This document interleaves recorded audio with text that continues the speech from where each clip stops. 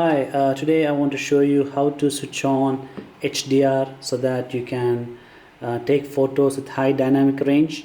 At the moment, Samsung phones cannot take HDR videos, but these cameras can take HDR photos. To switch it on, go to camera setting and you can see here HDR rich tone. Instead of just clicking on, you can just go to setting. Click it on, then you have two options: always apply or apply when needed. So when you take a picture, the camera will recognize if there are different shadows and highlights, big difference in shadows and highlights, and it will apply when needed. If you click always apply, it will try to take HDR photos at night, which will look bad and also takes a lot of battery. At the moment, I always keep always apply because I keep my phone charged. I don't take a lot of photos at night. That's one way to take HDR photo.